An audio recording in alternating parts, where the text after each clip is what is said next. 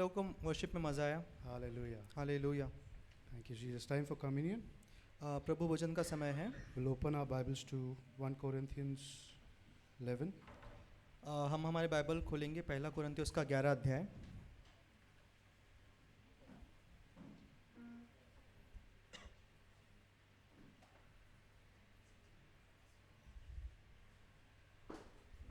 From verse 27 to 31. पहला कुरिन्थियों 11 उसका 27 से 31 तक 31। Yes. Okay. If you can read in Hindi. पहला कुरिन्थियों 11 उसका 27 से 31 हम पढ़ेंगे हिंदी में। इसलिए जो कोई अनुचित रीति से प्रभु की रोटी खाए या उसके कटोरे में से पिए वह प्रभु की देह और लहू का अपराधी ठहरेगा। इसलिए मनुष्य अपने आप को जांच ले और इसी रीति से इस रोटी में से खाए और इस कटोरे में से पिए, क्योंकि जो खाते पीते समय प्रभु की देह को न पहचाने वह इस खाने और पीने से अपने ऊपर दंड लाता है। इसी कारण तुम में से बहुत से निर्बल और रोगी हैं और बहुत से सो भी गए। 31 also. यदि हम अपने आप को जांचते तो दंड न पाते। Amen. Okay, so verse 29 says, For he who eats and drinks in unworthy manner eats and drinks judgment to himself. तो वचन 29 कहता है कि क्योंकि जो खाते पीते समय प्रभु की देह को न पहचाने वह इस खाने और पीने से अपने ऊपर दंड लाता है। So when we read judgment, तो जब हम जब दंड को खाते हैं we automatically go to our mistakes, you know. I've done some mistakes in past, you know. तो our mind automatically takes us to the mistakes we've made. तो उस समय ऐसा होता है कि हम हमारी गलतियों को याद करते हैं, हम हमारी गलतियों के पास जाते हैं, हमारा मन उसको याद दिलाता रहता है कि तूने गलती किया है। And because of this verse, और इस वचन के कारण lot of believers बहुत सारे जो विश्वासी है keep themselves from taking part in Lord's Supper. तो इस वचन को न समझने के कारण बहुत सारे जो विश्वासी लोग हैं वो प्रभु भोजन में भाग नहीं लेते। The context of this verse is completely different, इस वचन का जो कॉन्टेक्स्ट है वो बहुत अलग है, but it has come to this, to judgment. लेकिन यहाँ पर दंड लिखा है। It has come to judgment. Like when we read judgment, तो जब हम जजमेंट जो दंड है उसको खाते our हैं mind will take you to our mistakes, you know. तो हमारा जो मन है वो हमारी गलतियों की ओर लेकर जाता Maybe है। you've lied, you know, last week for your holidays. तुमने in office. छुट्टी लेने के लिए ऑफिस में पिछले हफ्ते झूठ बोला होगा, So I'm not worthy of Lord's Supper. तो इसलिए ऐसा होगा कि मैं प्रभु भोजन में भाग नहीं लेना चाहिए, ऐसा आपका मन कहता होगा। Yeah. So verse 28 says, But let a man examine himself. वचन 28 कहता है कि इसलिए मनुष्य अपने आप को जांच ले। Yeah. It doesn't say let your, you know, parents examine you. इसमें ऐसा नहीं लिखा है कि आपके माता पिता को आप आज्ञा दो कि आपको वो जांचे, Let your friends examine you. या आपके मित्र आपको जांचे, Your elders in church examine you. या आपके जो पुरनीय हैं चर्च के वो आपको जांचे, Or maybe your pastor examine you. या आपके जो पास्टर है वो आपको जांचे। It says examine yourself. लेकिन यहाँ कहता है तुम खुद अपने आप को जांचो। Amen. Amen. So how do we, what is unworthy manner and how do we examine ourselves? तो अनुचित रीति से लेना क्या है और जांचना क्या है? So when we examine ourselves, we get to the conclusion, right? तो जब हम अपने आप को जांचते हैं तो हमें एक ऐसा निर्णय पता चलता है कि ऐसा कुछ था। Yeah, so we get to what is right, what is wrong when we examine yourself properly. तो जब हम खुद को जांचते हैं तो हमें पता चलता है कि क्या सही है और क्या गलत है। So what is unworthy manner and how do we examine ourselves? तो अनुचित रीति से लेना यानी सही तरीके से न लेना वो क्या है? Let's go to Romans chapter 5. तो हम जाएंगे रोमियो उसका 5वां अध्याय, Thank you, Jesus. Verse 8 onwards. वचन 8 से आगे। रोमियो 5 उसका 8 से आगे। परंतु परमेश्वर हम पर अपने प्रेम की भलाई इस रीति से प्रकट करता है कि जब हम पापी ही थे Okay, verse 8. पापी ही थे तभी मसीह हमारे लिए मरा। Amen. Amen. It says when we were still sinners, तो यहाँ कहता है कि जब हम पापी ही थे Christ died for us. यीशु मसीह हमारे लिए मरा। It means when we were unworthy, इसका अर्थ यह है कि जब हमारी काबिलियत नहीं थी, when we were unworthy to His holiness, Christ died for us. जब हमारी काबिलियत नहीं थी उसकी महिमा की, उसकी पवित्रता लेने की, उस समय यीशु मसीह हमारे लिए मरा। When we were in sin, जब हम पाप में थे Christ loved you. यीशु मसीह ने आपसे प्रेम किया। Amen. Amen. So Bible doesn't say, you know, unworthy people. It says unworthy manner. वचन ये नहीं कहता कि जो लोग सही नहीं है वो ना ले, लेकिन वचन कहता है कि सही तरीके से, जो गलत तरीके से ना ले, ऐसा। Yeah. So we were when unworthy, Christ died for us. जब हम पापी ही थे तब यीशु मसीह हमारे लिए मरा। Verse 9, please. 9वां वचन, अतः जबकि हम अब उसके लहू के कारण धर्मी ठहरे तो उसके द्वारा परमेश्वर के क्रोध से क्यों न बचेंगे। Much more.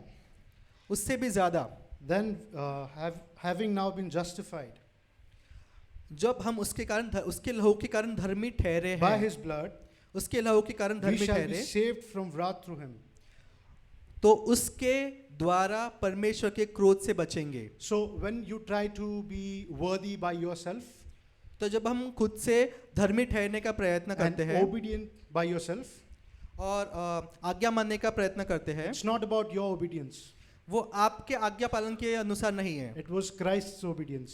वो यीशु मसीह के आज्ञा पालन के कारण Amen? है। So Amen. even if you try hard to be, worthy and righteous, आप कितना भी प्रयत्न कर लो धर्मी होने का, it's not about you, वो आपके विषय में नहीं है, and it's not about your failures. वो आपके फेलियर्स के वजह से It's नहीं है, about Christ यीशु का वजह and से about His blood. और उसके लहू की And वजह we've से been reconciled. हमारा through his परमेश्वर के साथ मेल हो चुका है उसके लहू के द्वारा। So you are not unworthy. तो आप अनुचित, आप पापी नहीं हो। Everything that heaven got, जो कुछ स्वर्ग के पास है He gave it away for you. उसने हमारे लिए दिया। You know, heaven went bankrupt for you. आपको पता है कि जो स्वर्ग है उसने अपने आप को उंडेल दिया So आपके you are लिए, not unworthy. तो आप पापी नहीं हो। Amen? Amen. So when you examine yourself with this thought that, I've lied and I've done mistakes in past, तो जब आप आपको ये विचार आता है कि मैंने बहुत सारे पाप किए, मेरी लायकी नहीं, मेरी काबिलियत and नहीं, you examine through, you examine yourself through that thought, और जब आप खुद को इस विचार के साथ में जांचते हो, that is unworthy thought. तो वो गलत विचार है। Now you have been reconciled and you're called sons. आमीन। आपका परमेश्वर के साथ मिलन हो गया है और आपको परमेश्वर पुत्र बुलाता है। So when you examine yourself, तो जब आप अपने आप को जांचते हो, know that you're the son of God ये जानकर जांचो कि आप परमेश्वर के पुत्र हो, and your mannerism will never be unworthy. तो आपका जो बर्ताव है वो कभी भी पापी ऐसा नहीं रहेगा। Amen. Verse Amen. 10. Verse 10 will go. वचन 10, क्योंकि बैरी होने की दशा में उसने पुत्र की मृत्यु के द्वारा हमारा मेल परमेश्वर के साथ हुआ, तो फिर मेल हो जाने पर उसके जीवन के कारण हम उद्धार क्यों ना पाएंगे। उसके जीवन के कारण हम उद्धार Amen. क्यों नहीं पाए? हमने Amen. उद्धार, कितने लोग मानते हैं हमने उद्धार पाया? How many believe that they Amen. have been उसके saved? मृत्यु से हमने उद्धार पाया. So much more तो उससे भी ज्यादा reconciled by His life. उसके जीवन के द्वारा हमारा मेल हुआ है So परमेश्वर you के have to साथ। examine yourself with this thought that you are son of God. आमेन। तो इस विचार के साथ में खुद को जांचे कि आप परमेश्वर के पुत्र हो, आपका मेल हो चुका है। It's not about your obedience, it's about Christ's obedience. आमेन। ये आपने कितना आज्ञा पालन किया उसके बारे में नहीं है, लेकिन यीशु मसीह ने जो आज्ञा पालन किया है उसके बारे में है। It's not about your sin. When you say, I'm struggling with sin, जब आप कहते हो कि मैं इस पाप के साथ में स्ट्रगल कर रहा हूँ, it's not about your sin, it's about Christ's obedience. It's possible with Christ. आमेन, तो वो आपके उस पाप के विषय में नहीं, लेकिन यीशु मसीह ने जो आज्ञा पालन किया है उसके विषय में है। When I was in world, आप जानते हैं कि जब मैं संसार में था, every weekend I used to go to, clubs and have parties and all that. तो मैं क्लब्स में जाता था, पार्टी करता था हर सप्ताह। Yeah, I've never paid to go in clubs, so I was always, invited and I was on the guest list of the clubs. तो मैंने कभी क्लब में जाने के लिए पैसे खर्च नहीं किए, लेकिन क्लब वाले मुझे बुलाते थे एज अ गेस्ट करके। Yeah, so I've never paid money. I was always invited. My friends were with me, sometimes they तो used to मेरे be with me. दोस्त लोगों को पता है वो मेरे साथ थे। But when I stopped ignoring God, तो जब मैंने परमेश्वर को देखना छोड़ दिया, stopped ignoring God, जब मैंने परमेश्वर को इग्नोर करना छोड़ दिया, my sin left away. मेरा पाप छोड़ के मुझे चला I गया। didn't put any efforts, to मैंने- go away from my sin. मैंने कुछ उसके लिए काम नहीं किया, लेकिन जब मैंने परमेश्वर को ध्यान देना शुरू किया, पाप मुझे छोड़ के चला गया। So when I changed my focus, तो जब मैंने मेरा जो फोकस था वो बदल दिया, my life changed. मेरा जीवन बदल गया। I never put any efforts. मैंने कोई भी ऐसा खुद से जबरदस्ती का काम I नहीं didn't किया, have to put any efforts. मुझे ऐसे ज्यादा मेहनत करने की जरूरत All नहीं the पड़ी। efforts were put in by Jesus on that सब cross. मेहनत, सब काम यीशु मसीह ने कर दिया। I'm glad I'm here today and my friends are here with me too. मैं आनंदित हूँ कि मैं भी यहाँ हूँ और मेरे मित्र भी यहाँ पर है। So when you stop ignoring God, your life changes. जब आप परमेश्वर को इग्नोर करना छोड़ देते हो, नज़रअंदाज करना छोड़ देते हो, आपका जीवन बदल जाता है। And you know, people around you, their life also changes. और केवल इतना ही नहीं, लेकिन आपके आसपास के जो लोग हैं उनका भी जीवन बदल जाता Amen. So है। you're not unworthy. तो आप पापी नहीं। Let's partake in this. तो इसमें हम भाग लेंगे।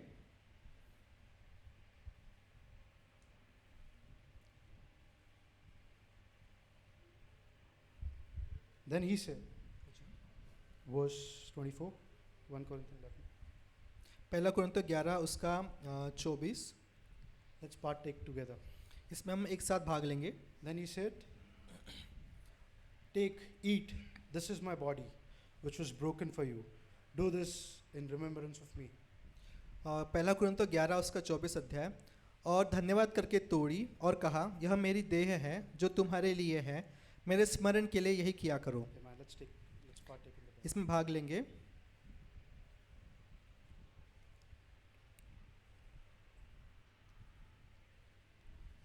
In the same manner, he also took the cup after supper, saying, This cup is a new covenant in my blood. Do this as often as you drink it in remembrance of me. वचन 25, इसी रीति से उसने बियारी के पीछे कटोरा भी लिया और कहा, यह कटोरा मेरी लहू में नई वाचा है, जब कभी पियो तो मेरे स्मरण के लिए यही किया करो। In his remembrance. उसकी स्मरण में, उसको याद करते हुए Let's partake. इसमें भाग लेंगे। Thank you, Jesus. Thank you, Father. धन्यवाद पिता, Thank you, Father. धन्यवाद पिता। Father, that your heaven went bankrupt, Father, for us. पिता, स्वर्ग ने अपने आप को उंडेल दिया Thank हमारे you for your लिए। love, Father.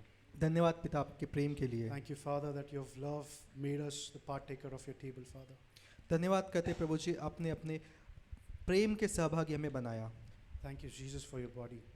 धन्यवाद करते पिता, That with your stripes we are healed, Father.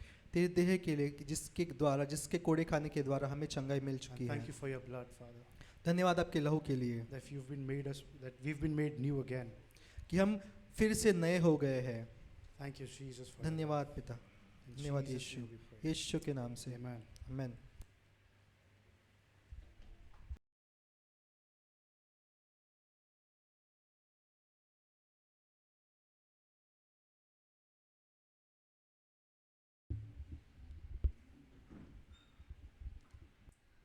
कितने लोग खुश हैं? एवरीवन? यस। कितने लोगों ने सच में वर्शिप एंजॉय करा? राइट? आमेन। यस। जितने भी लोग हमें ऑनलाइन देख रहे हैं, अगर आप पहली बार हमसे जुड़ रहे हैं, पहली बार आप हमें देख रहे हैं, हम आपका स्वागत करते हैं। और जितने भी लोग यहाँ पर नए आए हैं, हम आपका स्वागत करते हैं। अभी हम वचन की ओर बढ़ते हैं और वचन से पहले हम समृद्धि का वचन देखेंगे। और समृद्धि का वचन और वचन बांटने के लिए हमारे साथ बहुत दिनों बाद एक परमेश्वर के बहुत ही प्यारे बेटे आ रहे हैं वचन बांटने के लिए। सो मैं ब्रदर डिलॉन और ब्रदर आशीष को बुलाना चाहती हूँ। Let's welcome them.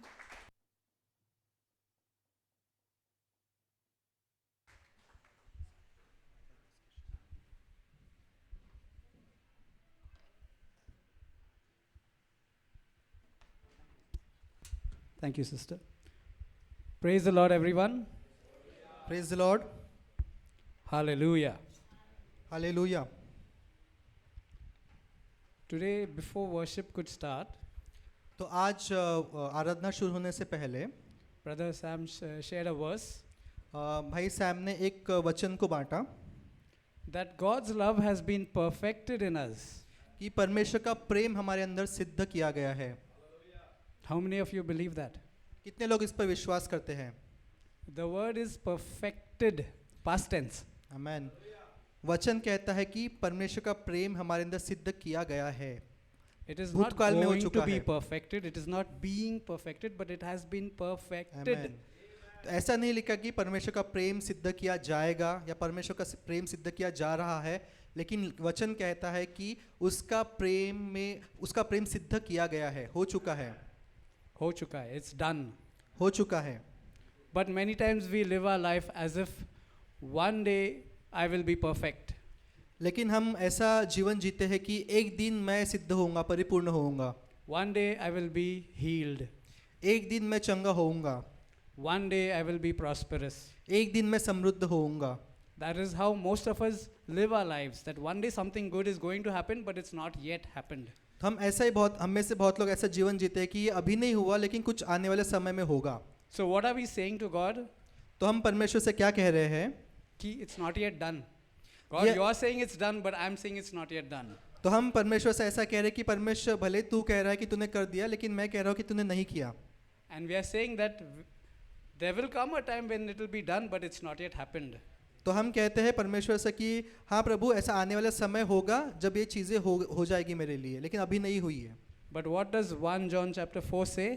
लेकिन पहला यूहन्ना उसका चौथा अध्याय क्या कहता है? God's love has been perfected in us. कि परमेश्वर का प्रेम हमारे अंदर सिद्ध किया गया है, परिपूर्ण किया गया है. He has already done it. उसने कर चुका है वो ये चीज़ को. He's not done it today or yesterday. He's done it 2000 years ago. उसने ये आज या कल नहीं किया, लेकिन उसने 2000 साल पहले कर दिया है. That is why some of us miss out on all the benefits and blessings of God.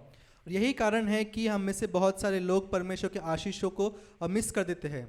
And we wait for that day और हम उस दिन के लिए राह देखते हैं when we will be happy, जब हम खुश होंगे, when we will be prosperous, जब हम समृद्ध होंगे, when we will be healthy. जब हम अच्छे सेहत में होंगे. Not trusting in God's word परमेश्वर के वचन पे विश्वास न करते हुए that it has already happened. कि ये हो चुका है. So suppose if I have 100 rupees in my pocket तो समझिए कि मेरे जेब में 100 रुपए हैं and a needy brother comes and says, I need 100 rupees. और कोई जिसको ज़रूरत है वो मेरे पास आकर कहता है कि मुझे 100 रुपए की ज़रूरत है. I have the desire to help. मेरी इच्छा है, मैंने उसकी मदद करना I चाहिए. take out my wallet. मैं अपना पर्स निकालता हूँ I see only 100 rupee note. और मैं उसमें देखता हूँ कि उसमें सिर्फ 100 की नोट है. And I say, sorry brother, I need to travel, I need to take the bus or the train, I need this money so I can't give you. तो मैं उनसे कहता हूँ कि ब्रदर मुझे बस से जाना है और मुझे उन पैसे की ज़रूरत है उस टिकट के लिए और सारी चीज़ों के लिए.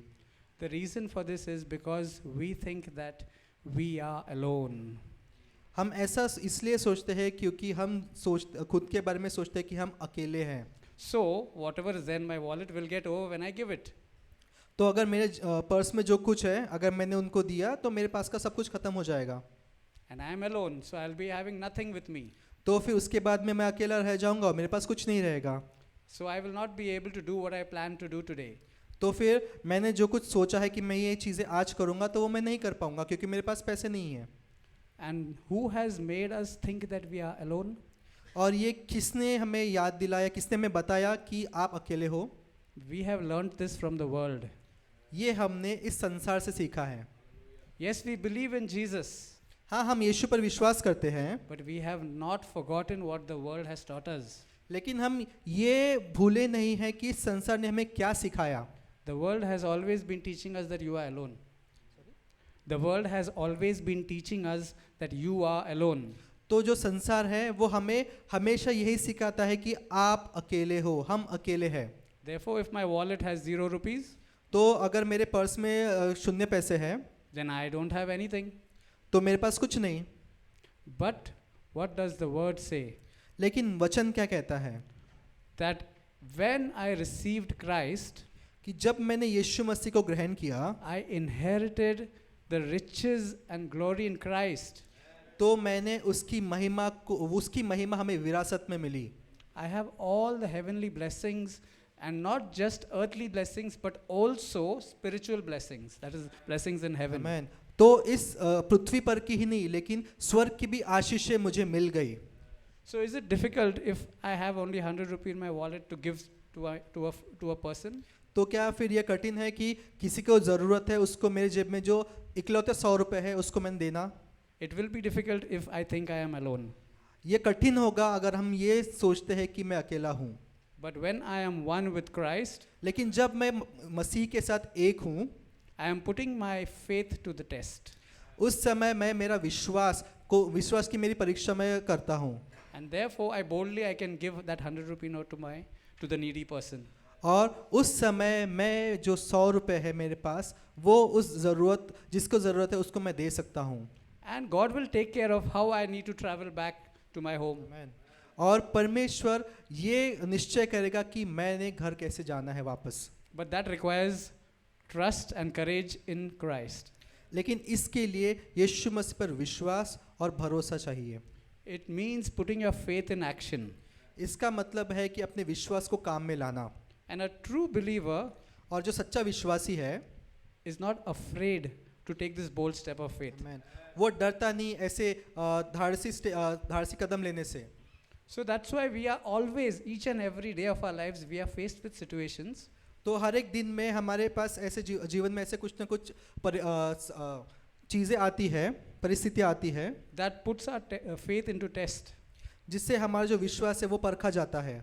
And what is our response in all those situations? तो उसको हम क्या रिस्पॉन्स देते हैं, हमारा प्रतिशत क्या होता है उसकी तरफ. We normally lean towards what we have been taught by the world. तो हम क्या करते हैं कि जो कुछ हमने इस संसार से सीखा है या संसार ने हमें सिखाया है वो चीज़ हम इम्प्लीमेंट करते हैं.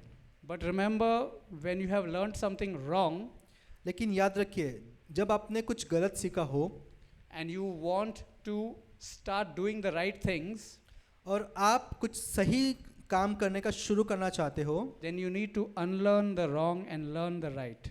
आमेन. तो उस समय आपने जो गलत सीखा है उसको भूलकर नई चीज़ को सीखकर उसको काम में लाना महत्वपूर्ण है. Then it will be possible for you to walk in faith.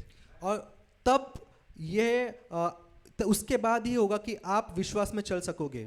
And when you walk in faith, you will see things happening. और जब आप विश्वास में चलोगे तब आप चीज़ों को काम होते हुए देखोगे. But when you mix the two, लेकिन आप जब दोनों को मिक्स करते हो, that means the wrong teachings as well as what you are learning from the Bible, जो कि गलत शिक्षाएं हैं और जो आप बाइबल से सीख रहे हो, उन दोनों को आप जब मिक्स करते हो then your faith will not work तो उस समय आपका विश्वास काम नहीं करेगा. because you are bringing unbelief into the faith and your faith is not pure. क्योंकि आप उस विश्वास में अविश्वास को मिक्स कर रहे हो, आपका विश्वास अभी शुद्ध नहीं है. Jesus said that to his disciples that you don't need lot of faith, you need a faith the size of a mustard seed. यीशु मसीह ने अपने शिष्यों से यही नहीं कहा कि तुम्हें बहुत बड़ा विश्वास चाहिए, उसने कहा कि राई के दाने इतना भी तेरा विश्वास हो. And that should be unadulterated faith. और वो विश्वास शुद्ध होना चाहिए, उसमें कुछ भी मिक्स नहीं होना चाहिए. Tell me one thing, does God not love his people? एक चीज़ मुझे बताइए, क्या परमेश्वर अपने लोगों पर प्रेम नहीं करता? Does he not care about his church? क्या वो उनकी चिंता नहीं करता? Does he not know how to take care of his church? क्या वो ये नहीं जानता कि उसके चर्च की चिंता कैसे की जानी चाहिए? So then why we are the church? Remember, it's not a building, it's not this place or a room. Amen.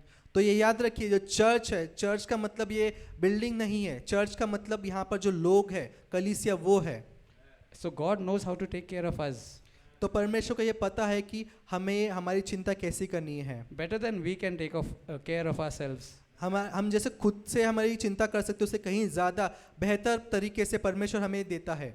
So when we put our trust completely into God's hands, तो जब हम हमारा पूरा विश्वास परमेश्वर के हाथों में देते हैं and we say that God, you take care of me, I will do what you have told me through your word.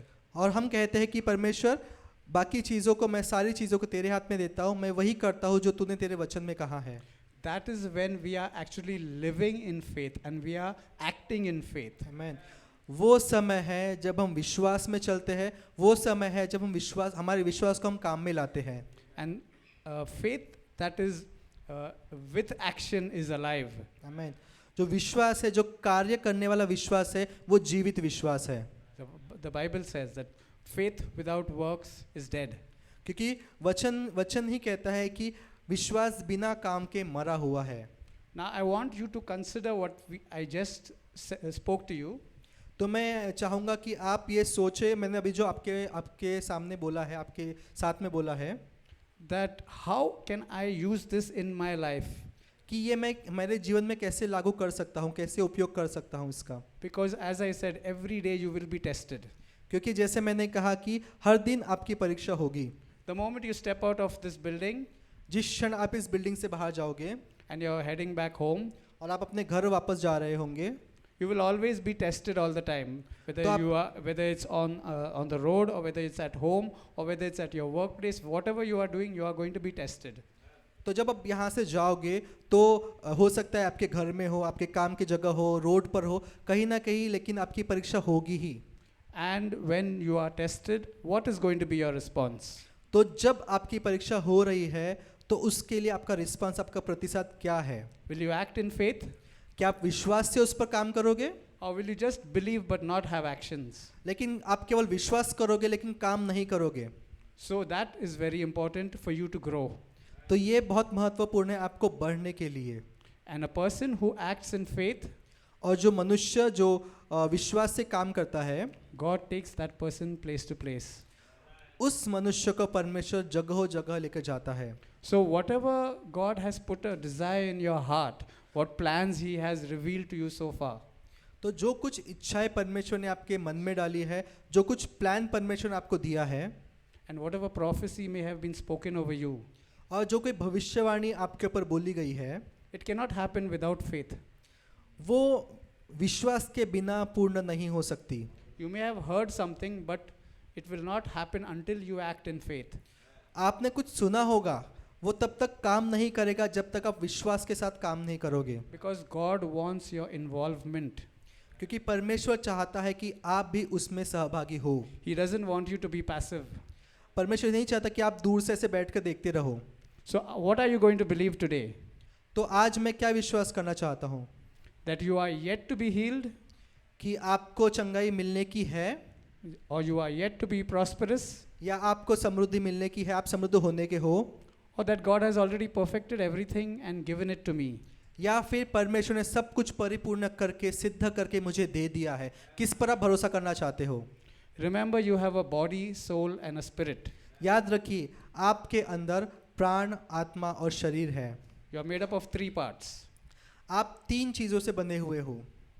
And the spirit is perfect आत्मा है वो परिपूर्ण है, वो सिद्ध है। when you are in Christ. जब आप यीशु मसीह में हो तो आपकी आत्मा सिद्ध है, Because it is the same spirit that is in you when you have received Christ. क्योंकि वो वही आत्मा है जिसने जो आपके अंदर आती है जब आपका नया जन्म होता है तब।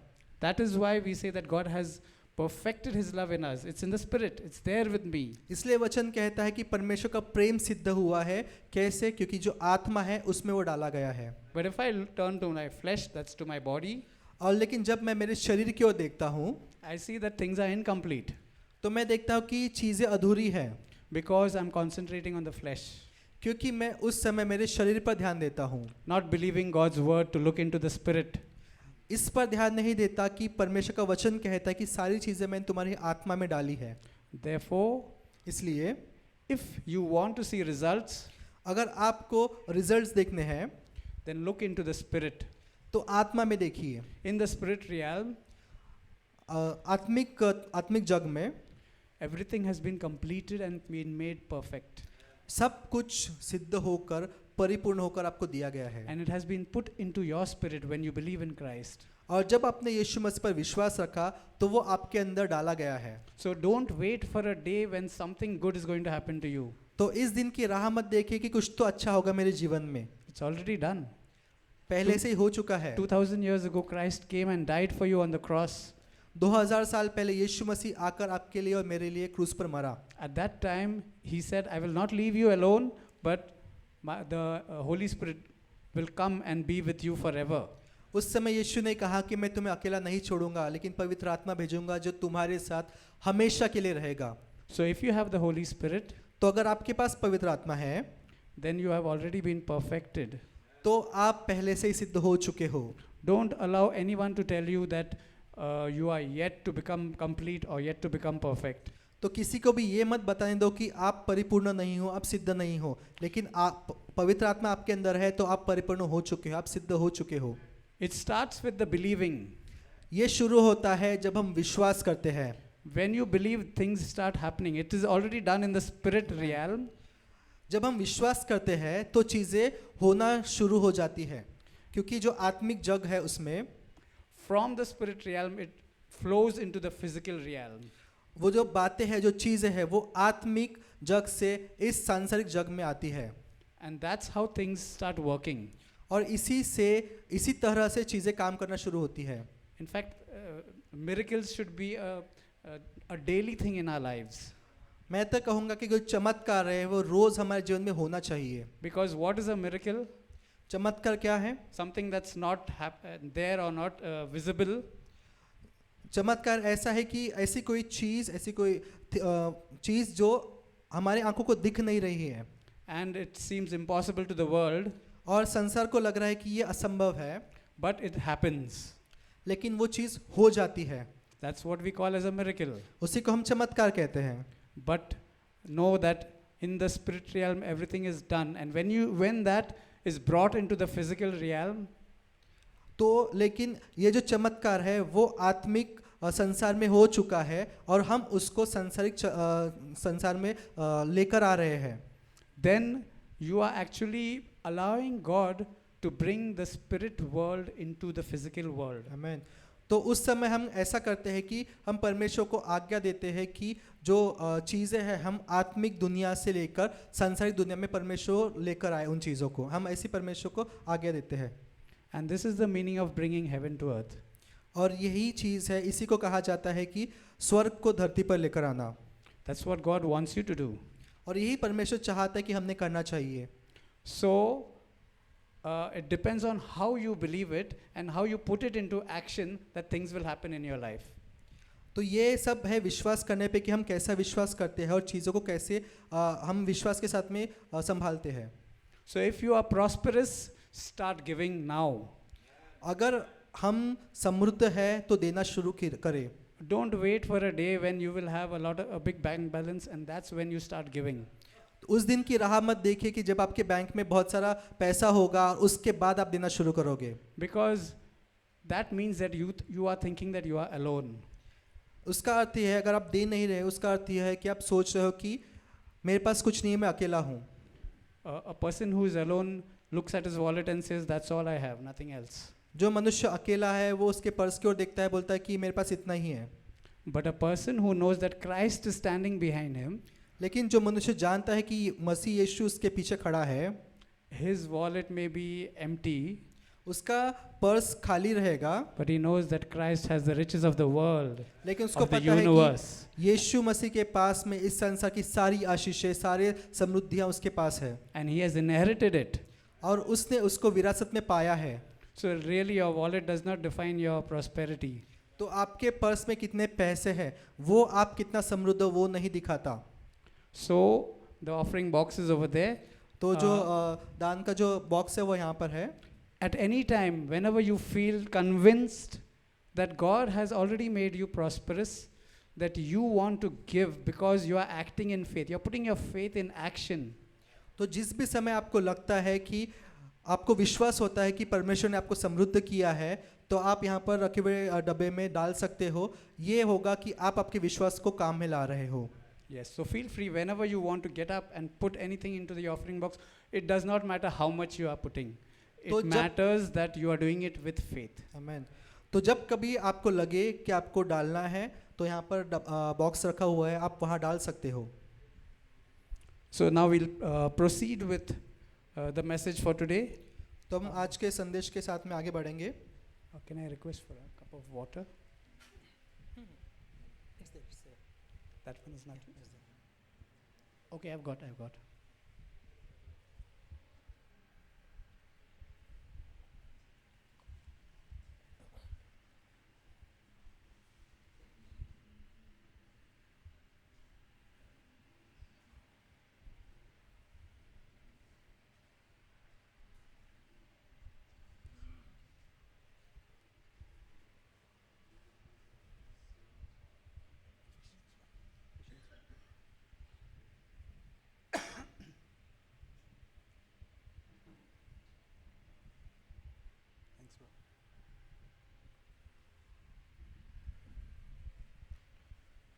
So I want you to open the Bible to Ephesians chapter 1. तो मैं चाहूँगा कि हम में से हर एक जन बाइबल को खोले और उसमें निकाले इफिसियोस का पहला अध्याय। It starts with Paul, an apostle of Jesus Christ, by the will of God.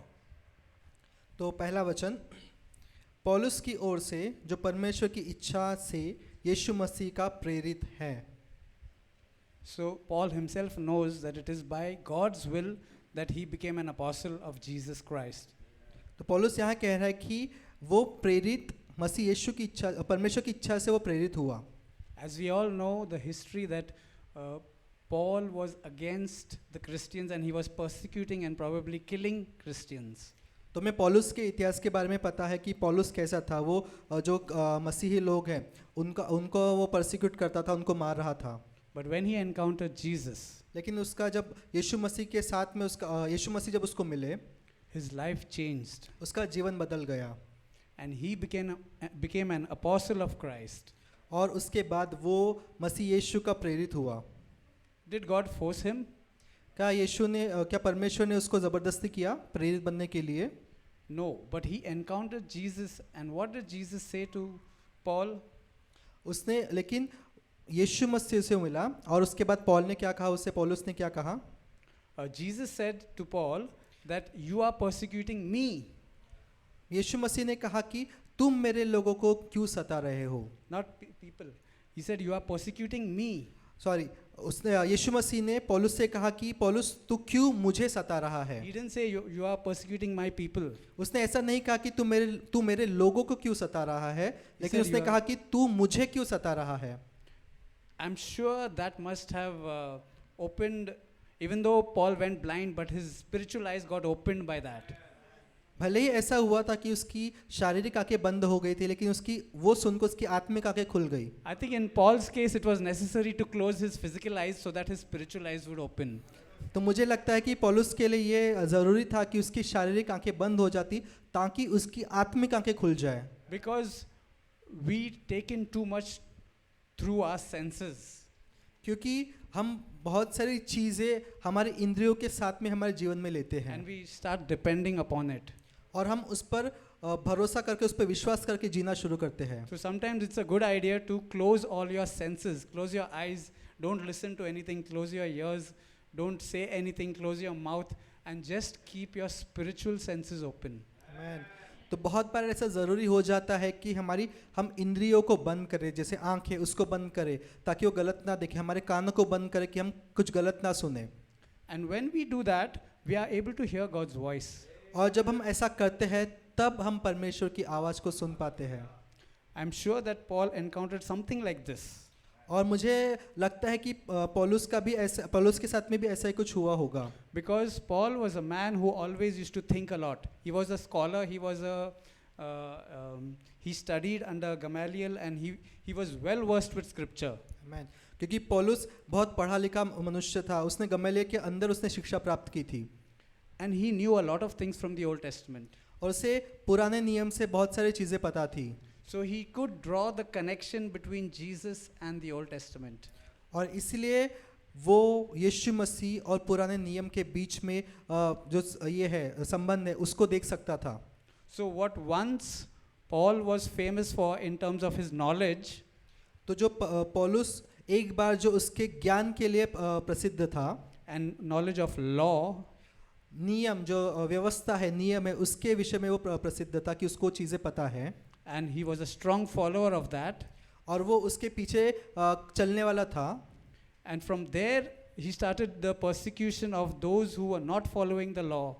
उसके बाद में उसने लोगों को सताना शुरू किया जो उस नियम को उस व्यवस्था के पीछे नहीं चलते थे। Which meant that he was persecuting Christians. उसका मतलब यह था कि वो ख्रिस्ती मनुष्य मसीहियों का उसका सताव कर रहा था, उनको सता रहा था। Because they blamed the Christians for not following the law.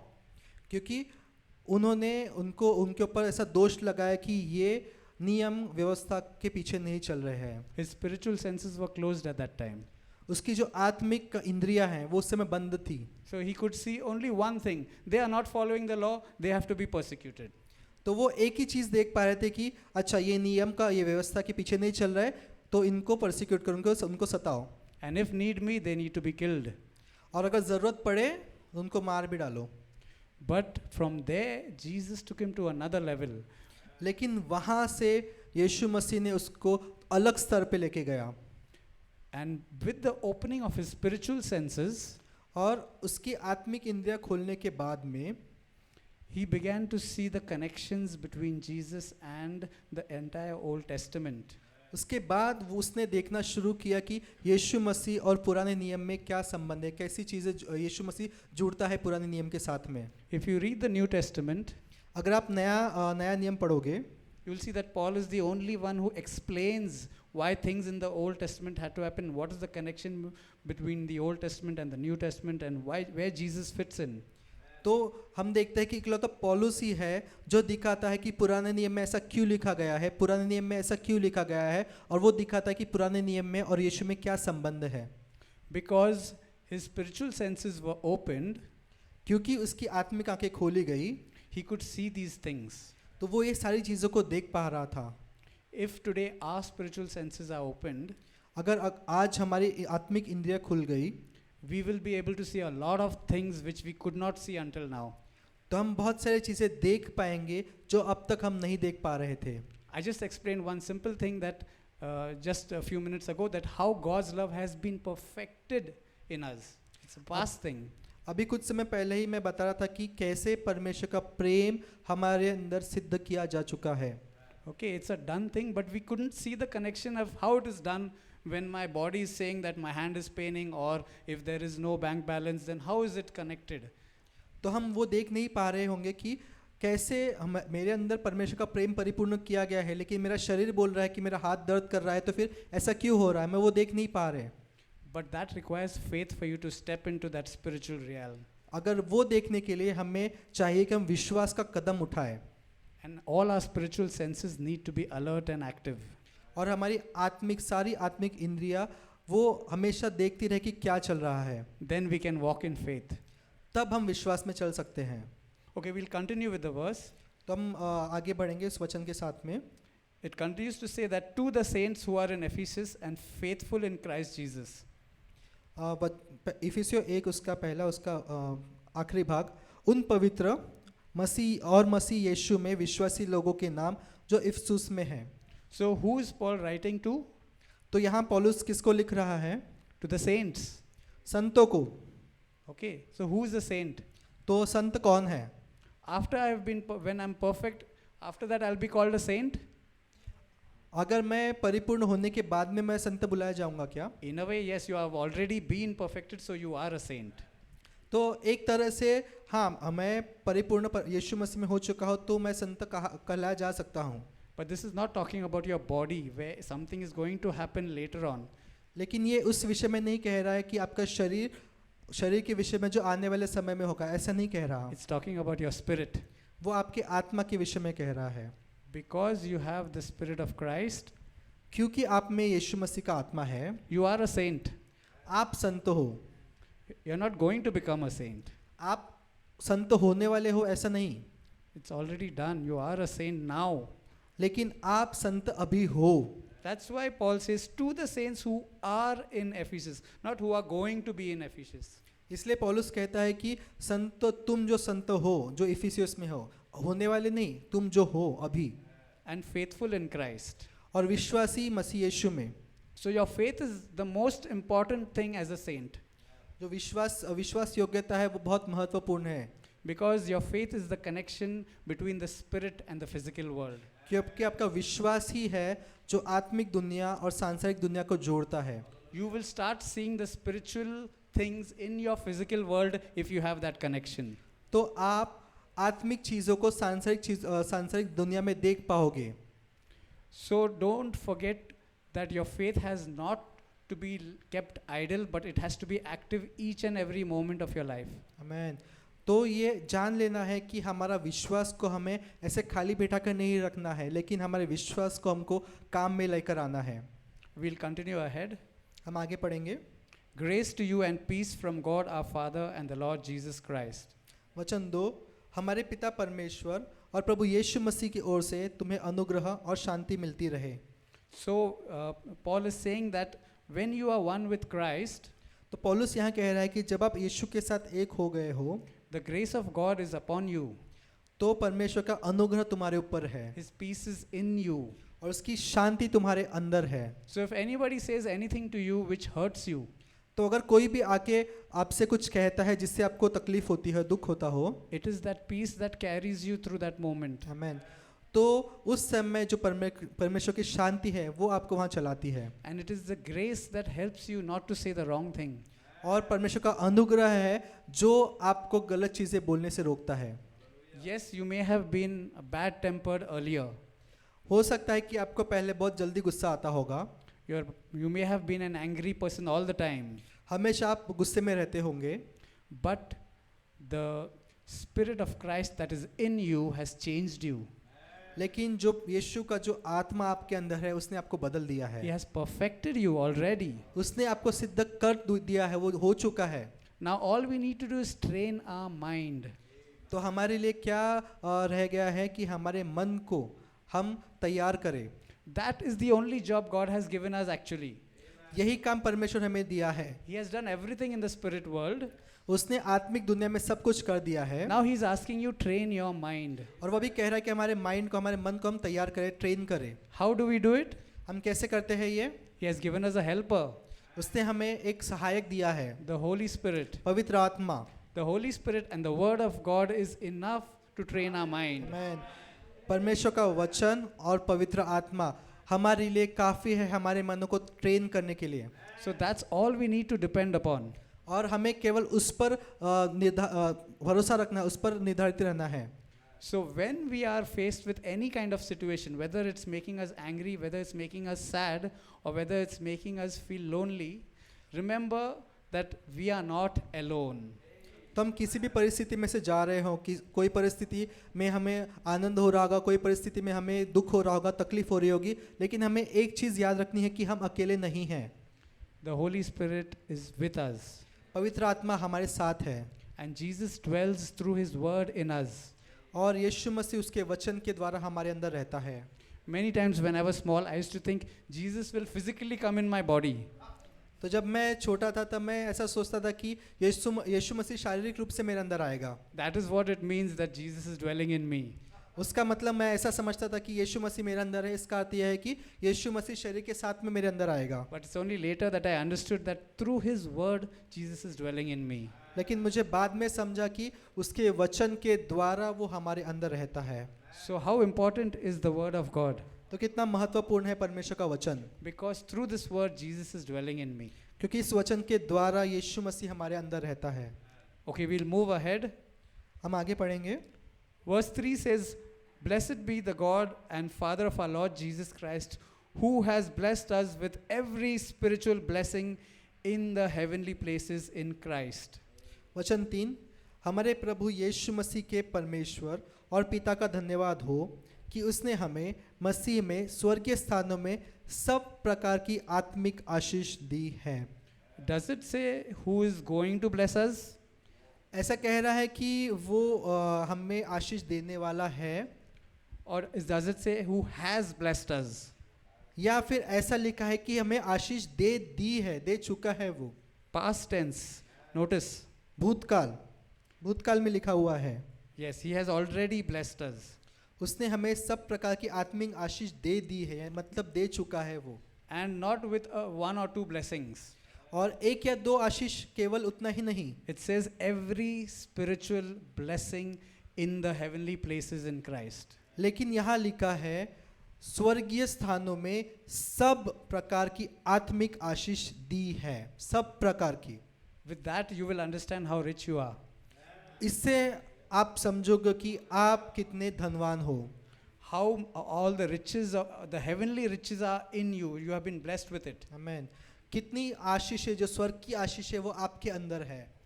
And it says that every spiritual blessing in the heavenly places.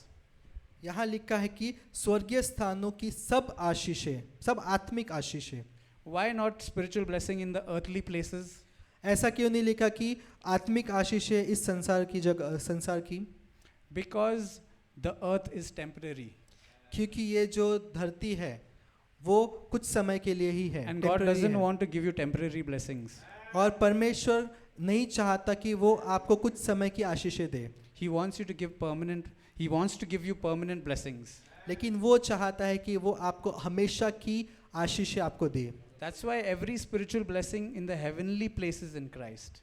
इसलिए यहाँ लिखा है कि स्वर्गीय स्थानों में सब प्रकार की आत्मिक आशीष दी है। If you have a piece of land, अगर आपके पास में एक ज़मीन का टुकड़ा है someone can rob that land or take that land from you.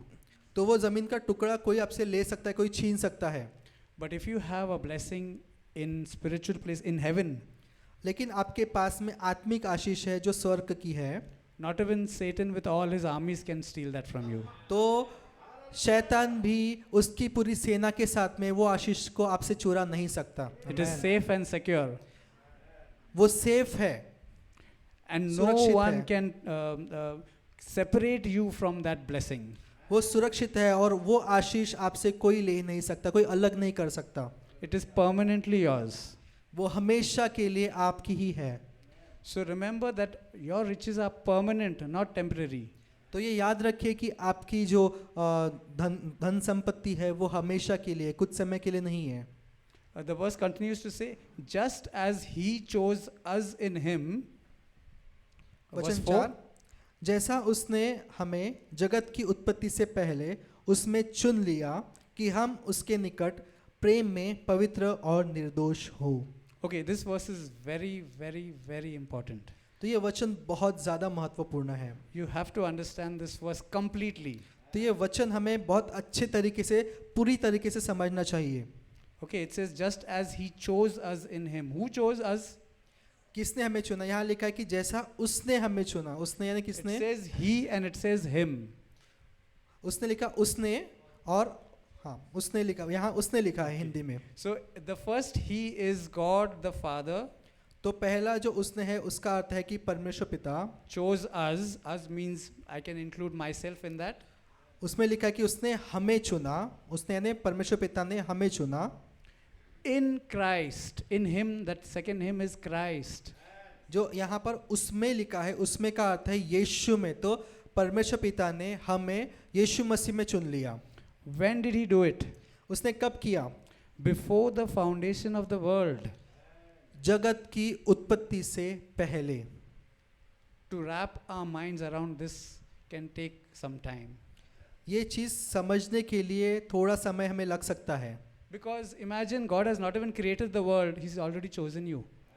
आप सोच सकते हैं कि परमेश्वर ने सृष्टि की रचना की भी नहीं थी, उससे पहले उसने आपको और मुझे चुन लिया। Put yourself in that position of time where God has not yet created the world. आमीन। तो खुद को उस समय आप देखिए कि जिस समय परमेश्वर ने सृष्टि की रचना की भी नहीं है, Already he has thought of you. लेकिन उस समय ही उसने आपके बारे में सोचा। There is no sky, there is no earth, there is no fish, there is no animal, no bird, no human. कोई आकाश, कोई पृथ्वी, कोई मछली, कोई पेड़ पौधे, कुछ नहीं, मनुष्य भी नहीं, फिर भी उस समय परमेश्वर ने आपको चुन लिया। He is thinking about you at that time. वो उस समय से आपके बारे में सोच रहा है। Before the foundations of the world. उस सृष्टि की उत्पत्ति से पहले। Why is that so? ऐसा क्यों? Because God is love. क्योंकि परमेश्वर प्रेम है। And God's love cannot just think about himself alone. आमीन। और परमेश्वर का, क्योंकि परमेश्वर प्रेम है, इसलिए वो प्रेम खुद के बारे में ही नहीं सोच सकता। God's love is mentioned in 1 Corinthians. God's love is selfless. प्रेम के विषय में 1 कुरिन्थियों उसका 13 वचन में लिखा है, तो प्रेम क्या है? वो खुद के बारे में नहीं सोचता। It doesn't think about self, it thinks about others. वो खुद के बारे में नहीं सोचता, वो दूसरों के बारे में सोचता है। That is the foundation of who you are. ये है आधार, आप कौन है उसका। God had a plan for you right before creating anything. परमेश्वर के पास में एक प्लान था कि पूरे संसार को रचने से पहले परमेश्वर के पास में एक प्लान था। So that plan involved you.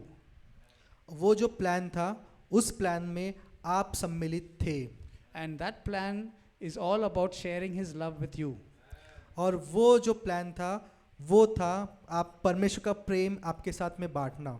So if you really try to understand what this verse is, as I said, it is very, very, very important. तो अगर आपको सच में ये जानना है कि ये वचन में क्या लिखा है, चौथे वचन में, तो that He's already thought about you, He's already thought about everything that you need in your life. तो यहाँ से हमें समझ में आता है कि परमेश्वर ने आपके बारे में पहले सोच के रखा था, सारी चीज़ों को सृष्टि करने से पहले He's thought about your future. उसने आपके भविष्य के विषय में सोच के रखा था। Then why do we worry about our future? तो फिर क्यों हम हमारे भविष्य के बारे में सोच कर डरते हैं? Why do we worry about tomorrow? हम क्यों डरते हैं कल के बारे में, जो आने वाला कल है उसके बारे में? Because in Matthew 6:28 to 33 it says that do not worry about what you're going to wear, what you're going to eat, what you're going to do, where you're going to live, but God has already taken care of all of that. क्योंकि मत्ती उसके 6वें अध्याय में वचन कहता है कि तुम क्यों विश्वास करते हो कि तुम क्यों चिंता करते हो कि मैं क्या खाऊंगा, क्या पहनूंगा, क्या कहाँ सोऊंगा? परमेश्वर ने पहले से ही हमारी चिंता कर ली है। And He just wants you to enjoy His kingdom. और वो चाहता है कि हम उसके किंगडम, उसके राज्य का आनंद ले। And that kingdom is built in righteousness. और उसका जो राज्य है वो धार्मिकता पर बनाया गया है। So that's why that verse says, seek God and His righteousness. और इसलिए आगे वचन कहता है कि पहले उसके धार्मिकता और उसके राज्य की खोज करो, And everything is given to you.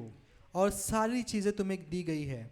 So that's all we need to do. See, that was before Jesus could sacrifice His life, that it was said that it will be given to you. But after Jesus has died, it is given to you already. आमीन। वचन में ऐसा इसलिए लिखा है क्योंकि उस समय यीशु मसीह अपना बलिदान देने का था, इसलिए लिखा गया है कि तुम उसके राज्य धर्म की खोज करो तो तुम्हें वस्तुएं दी जाएगी। लेकिन जब यीशु मसीह ने बलिदान किया तो वो चीज़ें हमें मिल गई है। It is already Amen. yours. वो चीज़ें हमारी ही है। Before the foundation of the world, this was planned. सृष्टि के उत्पत्ति से पहले परमेश्वर ने ये प्लान किया था, And God wants you to walk in that plan. और परमेश्वर की इच्छा है कि हमने उस प्लान में, उसके प्लान में हमने चलना चाहिए। So the problem is not about God's plan or what is going to happen. तो ये समस्या ये नहीं कि परमेश्वर का प्लान क्या है या फिर आने वाला क्या समय है। The problem can only be if we don't put our faith in what God has said. समस्या केवल ये है कि हम हमारा विश्वास उस पर करते हैं क्या जो परमेश्वर ने हमें बताया है उस पर। Or if we did believe in Jesus but our faith is inactive, that can only be a problem.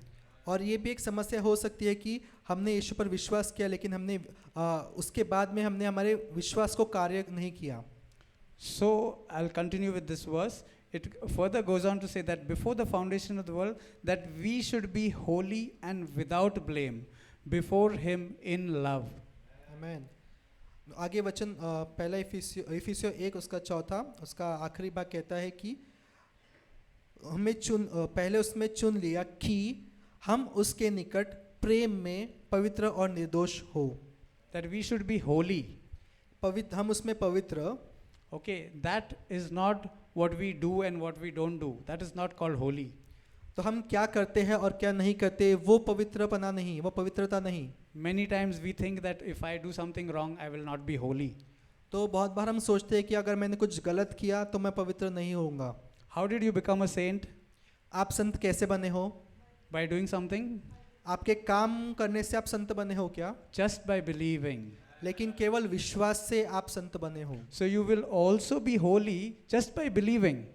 तो वैसे ही आप पवित्र भी बने हो जब उस पर केवल विश्वास करके। So when you have started believing Jesus, तो जब आपने यीशु मसीह पर विश्वास करना शुरू you're किया, already holy. उस समय से ही आप पवित्र हो चुके हो। Our brother Sam, other Sam said that he talked about conscious when you are taking the body and blood of Christ, that the devil does one thing, he always reminds you of your mistake. तो प्रभु भोजन के समय भाई Sam ने बोला कि हमारे विवेक के बारे में कि जो शैतान है वो हमें हमेशा हमारी गलतियों को याद दिलाता है। And because of that we think that we are not worthy. और उस समय हमें लगता है कि हम अयोग्य हैं। But he very clearly explained that that is not what unworthiness or worthiness is all about. तो उस समय भाई ने ये बताया कि योग्यता और अयोग्य होना क्या है। God has already made you worthy and holy.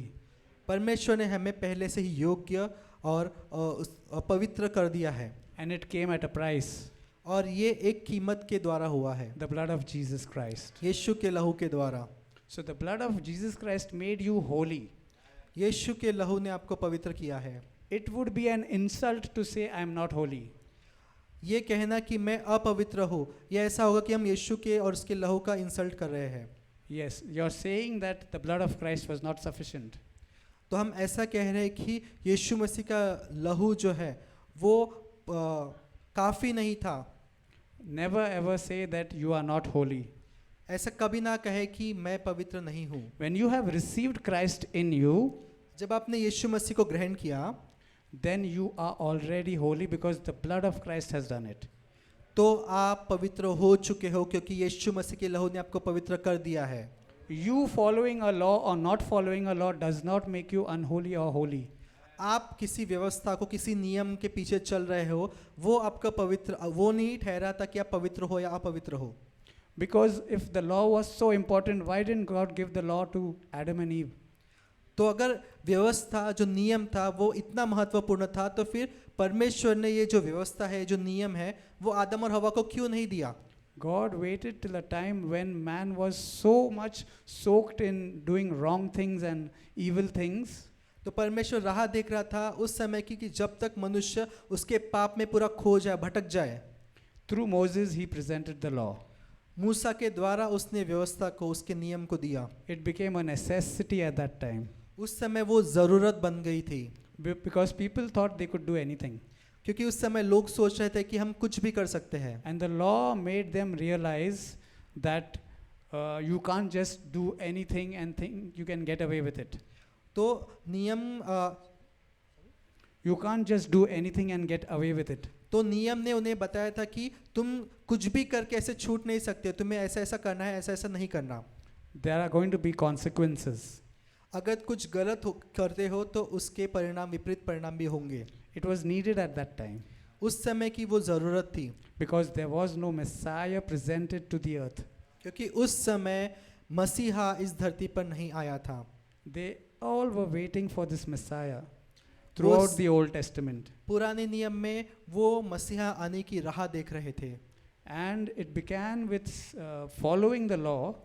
और जब उन्होंने नियम के पीछे चलना शुरू किया, नियम को मानना शुरू किया, They realized it's impossible to fulfill the law. तब उन्होंने ये जाना कि इस नियम को, उस व्यवस्था को पूरा करना संभव नहीं। Because as they tried to follow the law, they saw that they were falling short some area or the other. तो जब वो नियम के पीछे चल रहे थे, नियम के अनुसार कर रहे थे, उस व्यवस्था के अनुसार, तो उन्हें पता चल रहा था किसी या किसी रूप में मैं उस नियम को पूर्ण करने में कम पड़ रहा हूँ। That's why they said, we need a Messiah.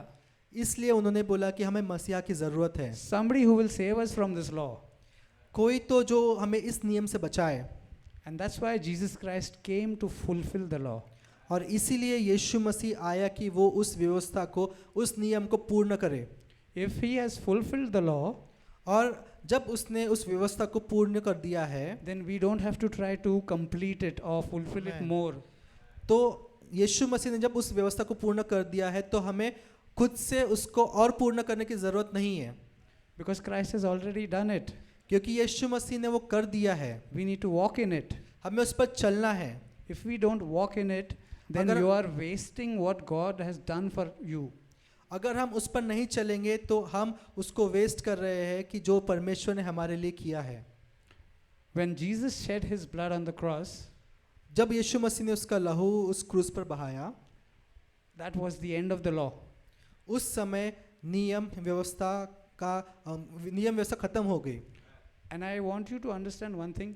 Law has been finished, completed, does not mean we live like lawless people.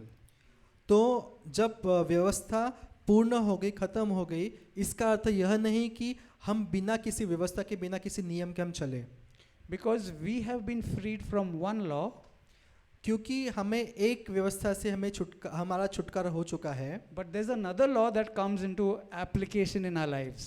लेकिन एक दूसरा नियम है, दूसरी व्यवस्था है जो हमारे अंदर काम करने आती है। So from one law we have got transferred to another law. तो हम एक व्यवस्था से, एक नियम से दूसरे नियम में, दूसरे व्यवस्था में चले गए हैं। And that is the law of life in Christ Jesus. और वो नियम, वो व्यवस्था है यीशु मसीह में जीवन का नियम। When we live in Christ Jesus, जब हम यीशु मसीह में जीते हैं we are freed from the law of sin and death. तो हम उस पाप और मृत्यु के नियम से हमें छुटकारा मिल चुका है. Then we have to stop looking at the Old Testament law तो हमें उस समय पुराने नियम की उस व्यवस्था को नियम की ओर देखना हमें बंद करना है and try to fulfill it. और उसको पूर्ण करने का हमें छोड़ देना है, Because Jesus has done it for us. क्योंकि यीशु मसीह ने हमारे लिए वो कर दिया है. And we need to live in the law of life in Christ Jesus. और हमें ये शुरू करना है कि यीशु मसीह में जो जीवन का जो व्यवस्था है उसमें जीना हमें शुरू करना है. I wanted to go further to the next verse, very important. तो हम अगले वचन की ओर जाएंगे, वचन 5. Having predestined us to adoption as sons by Jesus Christ to himself, according to the good pleasure of his will. और अपनी इच्छा के भले अभिप्राय के अनुसार हमें अपने लिए पहले से ही ठहराया कि यीशु मसीह के द्वारा हम उसके लेपालक पुत्र हों. The word predestined means what? तो प्रीडेस्टिन यानी उसका अर्थ है कि पहले से उसने ठहरा दिया है. God has planned your future. परमेश्वर ने आपका जो भविष्य है उसको He's ठहरा के made a रखा है. plan for you, उसने आपके लिए एक प्लान बना के रखा है, but he wants your involvement. लेकिन वो चाहता है कि आप उसमें सहभागी हो. He's not going to force anybody. वो किसी पर जबरदस्ती नहीं करेगा. He will not force anyone into heaven वो किसी को जबरदस्ती से स्वर्ग लेकर नहीं जाएगा or hell. या फिर नरक में नहीं लेकर But he जाएगा, wants you to choose. लेकिन वो चाहता है कि आप चुने. As the Bible says, there is life before you and there is death. Choose. क्योंकि वचन कहता है कि जीवन और मृत्यु तेरे सामने है, उसमें से चुनो. So the predestination is something good what God is presenting to you. आमीन. तो पहले से ही ठहरा है. प्रीडेस्टिन उसका अर्थ यह है कि परमेश्वर ने पहले से ही सोच के रखा है कोई अच्छी चीज जो आपके सामने वो ला रहा है. And that predestination is that we are going to be adopted as sons by Jesus Christ. तो क्या पहले से उसने ठहराया है, क्या निश्चय करके रखा है पहले से ही कि यीशु मसीह के द्वारा हम उसके लेपालक पुत्र हो, यानी उसके गोद लिए हुए बच्चे हो. Because when we are in Christ, क्योंकि जब हम यीशु मसीह में हैं we are like Jesus. हम यीशु मसीह के समान हैं. Being in Jesus, being in Christ, यीशु मसीह में होना, when God looks at us, जब परमेश्वर हमें देखता है he sees Jesus. तो वो हमारे अंदर यीशु देखता है, क्योंकि यीशु हमारे अंदर है. That is the meaning of adoption as sons. इसका मतलब ये है गोद लेना, पुत्र के समान गोद लेना ये है. It doesn't matter whether you're a male or a female, but you are adopted as a son. Because when you are in Jesus, all that God the Father can see in you is Jesus. आमीन. ये महत्वपूर्ण नहीं कि आप लड़का हो, लड़की हो, पुरुष हो या स्त्री हो. जब यीशु मसीह आपके अंदर है तो पिता आपके अंदर यीशु मसीह को, उसके गोद लिए बच्चे को आप में देखता है. That's why everywhere it says sons, sons, sons. But you shouldn't feel anything about gender, because this is really talking about you in Christ. तो यहाँ पर हम हर जगह देखते हैं कि पुत्र पुत्र पुत्र, संतान संतान. तो इसके लिए आप गलत मतलब मत लीजिए कि ये पुरुष के लिए लिखा है, स्त्री के लिए नहीं लिखा है. लेकिन यहाँ उसका आपके अंदर यीशु मसीह है, इसलिए वहाँ पर पुत्र लिखा गया है. It's actually a privilege, because what God is saying is, it doesn't matter who you are, I see Jesus in you. इसका अर्थ यह है कि परमेश्वर आपसे कह रहा है कि यह महत्वपूर्ण नहीं आप कौन हो, लेकिन यीशु मसीह आपके अंदर है, इसलिए आप परमेश्वर के पुत्र हो. It says, according to the good pleasure of his will. यहाँ पर लिखा है कि उसकी इच्छा के भली अभिप्राय के अनुसार. So it was a pleasure for God to include you. तो परमेश्वर के लिए आनंद की बात थी कि वो आपको उसमें सम्मिलित करे. So his will included your well-being. तो उसकी इच्छा ये थी कि आपका भला हो. That is why before the foundations of the world, इसीलिए सृष्टि की उत्पत्ति से पहले he made a good plan for you. उसने आपके लिए बहुत अच्छा प्लान बना के रखा है. And that plan no one can destroy. The only thing is whether you want to be in that plan or you want to be out of that plan. आमीन. तो जो परमेश्वर ने आपके लिए प्लान करके रखा है उसका नाश कोई नहीं कर सकता. ये केवल आप पे निर्भर करता है कि आप उस प्लान में सहभागी होना चाहते हो या नहीं. The next verse says, to the praise of the glory of his grace, by which he made us accepted in the beloved. आमीन. वचन 6 कि उसके उस अनुग्रह की महिमा की स्तुति हो जिसने उसे हमें उस प्रिय में सेंतमेत कर दिया है. So that last part, by which he made us accepted in the beloved. तो जो आखिरी भाग है तो उसको मैं थोड़ा दूसरा ट्रांसलेशन पढ़ता हूँ. उसके वह अनुग्रह में हमें उसके प्रिय पुत्र द्वारा मिला, यानी हमें उसने ग्रहण किया.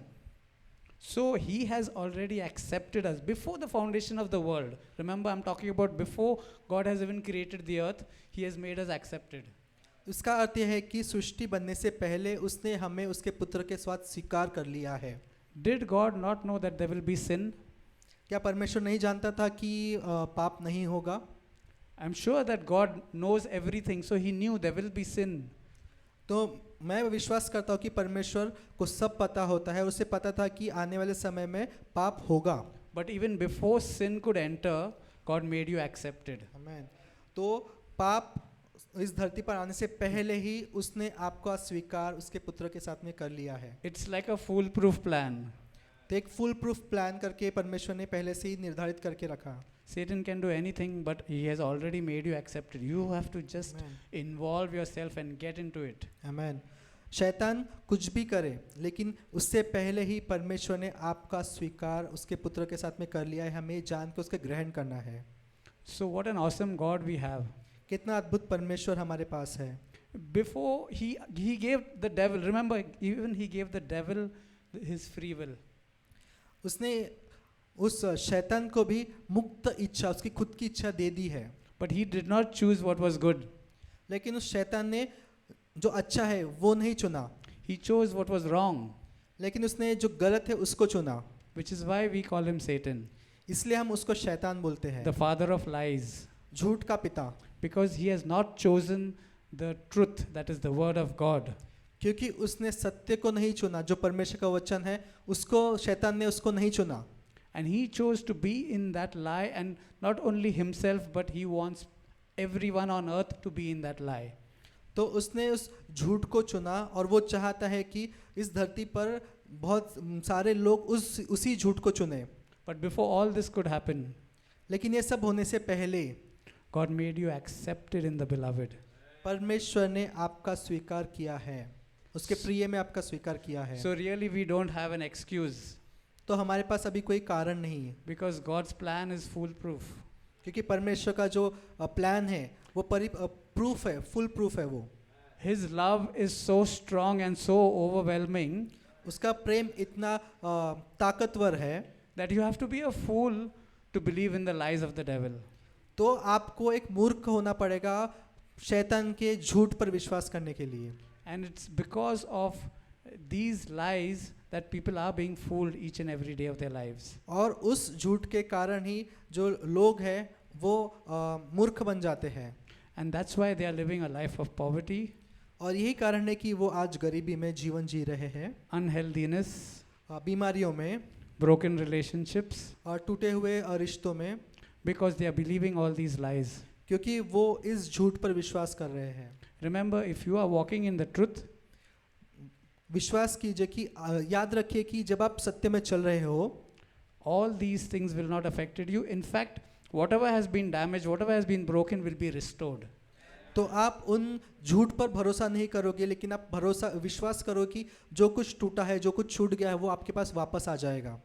And whatever has been robbed from you, you will get it 7 times more. और जो That's the कुछ Bible saying that, not me. और बाइबल कहता है कि जो कुछ आपसे चुराया गया होगा, छीन लिया गया होगा, वो 7 गुना बढ़ के आपके पास आएगा. And you will start seeing these things as you put your faith in action. और ये सारी चीज़ें हम हमारे जीवन में होते हुए देखेंगे जब हमारे विश्वास को हम काम में लाएंगे. So don't let the world tell you what you should do, what you shouldn't do. तो इस संसार को आपको ये मत बताने दीजिए कि आपने क्या करना चाहिए, आपने क्या नहीं करना चाहिए. Believe the word, वचन पर विश्वास रखिए, because the word is everlasting. क्योंकि वो सार्वकालिक है, वचन सार्वकालिक है. Whatever happens in these worlds keeps changing. इस संसार में जो कुछ हो रहा है वो बदलते रहेगा. Today it's there, tomorrow it's not there. आज वो है, कल नहीं रहेगा. For example, you remember the dial phones we used to have? I don't see them anymore. आपको याद है क्या वो डायल फोन आते थे, वो बटन घुमा के फोन करते थे. आज हमें नहीं दिख रहे वो चीज़ें. Very soon we'll see flying cars and we'll not see cars on the roads. बहुत जल्दी ऐसा होगा कि हमें हवा में उड़ती हुई गाड़ियाँ दिखेंगी, रास्ते पे गाड़ियाँ नहीं दिखेंगी। Things are keeping on changing on this world because things are temporary on this world. चीज़ें बदलते जाती है, क्यों? क्योंकि चीज़ें इस संसार में कुछ ही समय के लिए है। But one thing that is eternal, is everlasting, is the word of God. केवल एक ही चीज़ है जो सार्वकालिक है, जो हमेशा के लिए है, वो है परमेश्वर का वचन। Has anything from the Bible changed in the last 2000, 4000, whatever years? क्या अभी तक 2000 या 4000 साल से परमेश्वर के वचन में से कुछ भी बदला है? We've never had to have Bible version 2, Bible version 3. We don't have that. तो हमने अभी तक कभी देखा नहीं कि बाइबल का एक वर्जन ये है फिर दूसरा वर्जन, ऐसा हमने नहीं देखा। It's just the language that changes. So that's why we have so many different translations. केवल भाषा बदलती है, इसलिए हमारे पास इतने सारे भाषांतर हुए बाइबल है। But the content is the same original content that was there thousands and thousands of years Amen, ago. amen. लेकिन उसके अंदर के जो कंटेंट है वो वही है, हजारों सालों से वही है, वो नहीं बदले अभी तक, It will never change और वो कभी नहीं बदलेंगे, because it is the word of God. क्योंकि वो परमेश्वर का वचन है। Amen. Amen. So remember, you have something precious with you. तो याद रखें कि आपके पास कुछ तो बहुत मूल्य है। One is the Spirit of God is in you, पहला the Holy Spirit. पवित्र आत्मा, परमेश्वर का आत्मा जो आपके अंदर है। And second thing is the Word of God. Jesus is dwelling inside you through the Word of God. और दूसरी चीज़ है परमेश्वर का वचन। यीशु मसीह आपके अंदर परमेश्वर के वचन के द्वारा जीवित है, रहता है। You are never alone. आप कभी भी अकेले नहीं हो। No matter how many people have disowned you, you are never alone. कितने भी लोगों ने आपको नकारा होगा, लेकिन याद रखिए आप अकेले नहीं हो। Remember the story of Joseph from the Old Testament. पुराने नियम से यूसुफ की कहानी को याद कीजिए। He was sold by his own brothers. उसके खुद के भाइयों ने उसको बेच दिया। He was alone without any possessions, without even any clothes. He was naked and being sold as a slave in the market. उसके पास कुछ भी नहीं था, उसके पास कपड़े भी नहीं थे, और उसको वैसे ही बेचा गया दास बनने के लिए, सेवक बनने के लिए। But what did he believe at that time? पर उसने उस समय क्या विश्वास किया? He never believed he was alone. उसने ये विश्वास नहीं किया, उसने कभी विश्वास नहीं किया कि मैं अकेला हूँ, In ऐसा fact, कभी नहीं सोचा। if you read the Bible, लेकिन अगर आप बाइबल पढ़ते हो, at that moment when he was being sold as a slave, जिस समय उसको दास के रूप में बेचा गया, the Bible says that Joseph was prosperous. वचन कहता है कि यूसुफ समृद्ध हुआ। At that time when he was being sold as a slave, when he had nothing, the word of God is saying Joseph is prosperous. आमेन। उस समय जब यूसुफ दास था, दास के रूप में बेचा गया था, उस समय वचन कहता है कि यूसुफ समृद्ध था। And he began to see God working in his life because he had faith in God. और उसने, क्योंकि उसका परमेश्वर पर विश्वास था, उसने देखा चीज़ों को बदलते हुए, उसके विश्वास को काम में लाते हुए देखा It उसने। was a spiritual truth. It was not a physical truth at that moment. उस समय वो आत्मिक सच्चाई थी, शारीरिक सच्चाई नहीं थी, But Joseph believed in it. लेकिन यूसुफ ने उस आत्मिक सच्चाई पर विश्वास किया। And years later, Joseph became the prime minister of that country. और कुछ सालों के बाद में हम देखते हैं कि यूसुफ उस देश का प्रधानमंत्री बना। It is like he knew that the seed was there in him. क्यों? वो जानता था कि वो बीज, यूसुफ जानता था वो बीज उसके अंदर है। And it took root and it grew and it bore fruit. और उस बीज ने जड़ पकड़ी, वो बड़ा और उसके फल आए। And that is what faith can do in your life also. और यही चीज़ विश्वास आपके जीवन में भी कर सकता है। Don't look at the things in your house. ये मत देखिए कि आपके घर में क्या है क्या नहीं है। Don't look at the clothes that you are wearing. ये मत देखिए कि आप जो कपड़े आप पहन रहे हो उसकी ओर मत देखिए। Don't look at the people who are with you, उनकी ओर मत देखिए कि जो लोग आपके साथ हैं, but keep your eyes on the word of God लेकिन अपनी आंखें परमेश्वर के वचन की ओर रखिए and believe it, और उस पर विश्वास कीजिए, because that is the seed that is going to bear fruit. क्योंकि वो ही बीज है जो फल लेकर आने वाला है। One day, whatever is written, whatever promises have been written, every spiritual blessing in the heavenly places, हर एक जो वचन, हर एक जो परमेश्वर ने वचन आपको दिया है, जो प्रॉमिस दिया है, वो पूर्ण होने वाला है। that is going to happen in the physical world, वो इस शारीरिक जीवन में पूर्ण होने वाला है। in your lifetime. आपके जीवन काल में But you only have to believe and walk in it. आपको केवल यही करना है, उस पर विश्वास कर कर उस पर चलना है. So I want to leave you with this thought, and then I'll just request the worship team that we can sing that song, Yeshua, which we sang during the praise and worship. I want you to keep this in your head, in your mind, that God loves me so much that before the foundation of this world, He made a plan, a foolproof plan for me. And He adopted me as a son even before He could create the world. आमेन. तो मैं जाने से पहले कहना चाहूँगा कि आप इस बारे में सोचें कि कैसे परमेश्वर ने सृष्टि की उत्पत्ति से पहले आपके बारे में सोचा, आपके लिए एक फुल प्रूफ प्लान बना के रखा है और वो आपसे प्रेम करता है.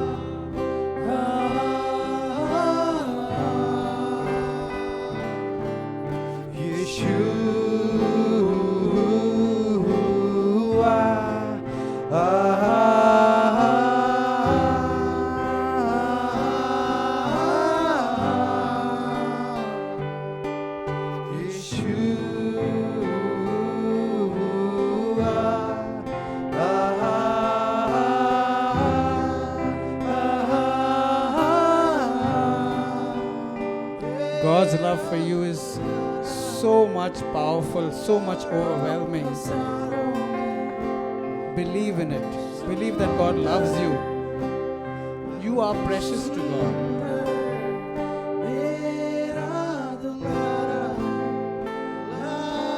He wants you to enjoy your life.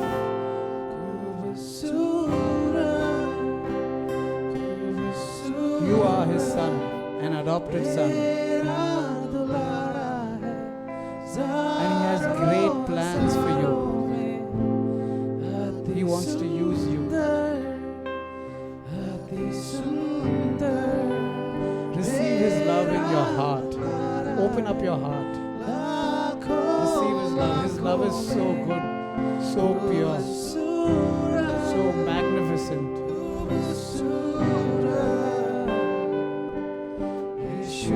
Words cannot describe what God's love is. He didn't think about Himself, but He thought about you. He emptied heaven to make you rich, to make you full of His love.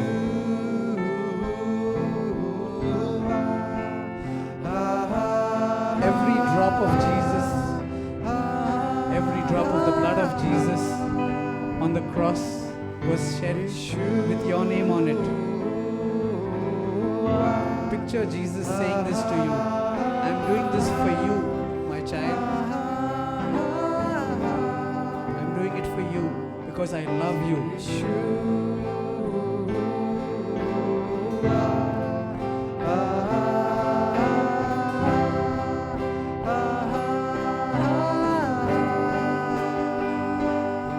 Nothing in this world is greater than the love of God. Nothing. No problem, no difficulty, no obstacle, no bondage is too big that God's love cannot solve it, cannot break it.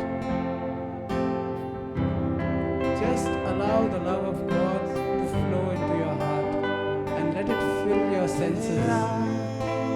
Let it fill your entire being.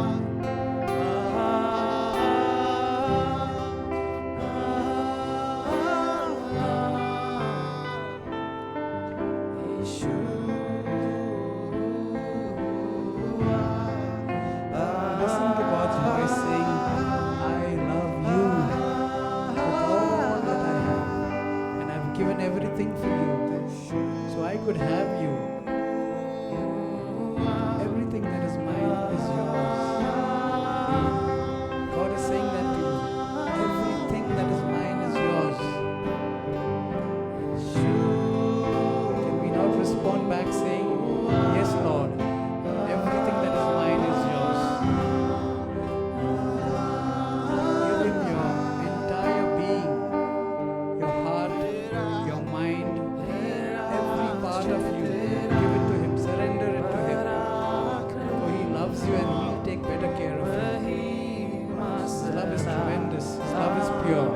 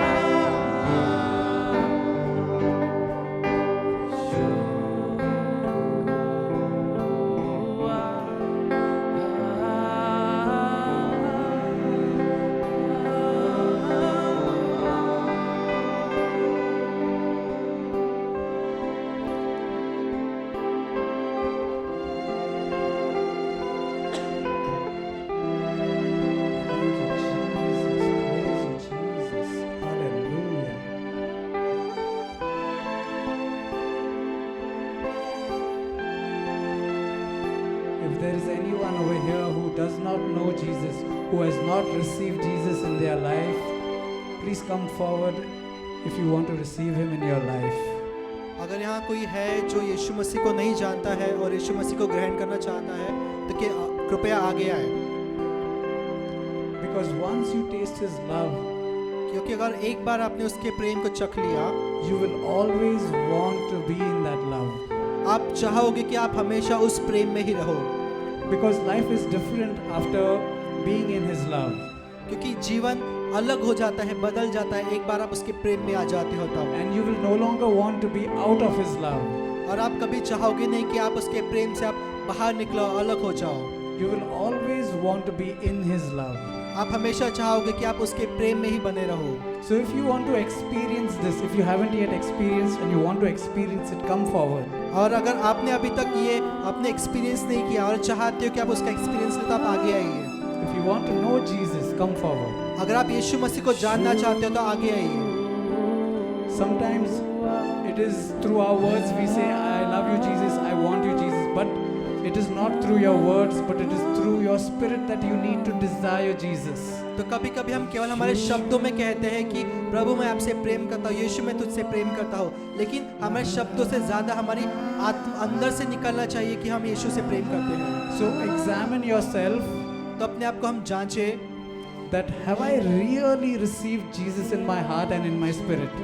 क्या सच में मैंने यीशु मसीह को मेरे जीवन में, मेरे आत्मा में ग्रहण किया है कि नहीं?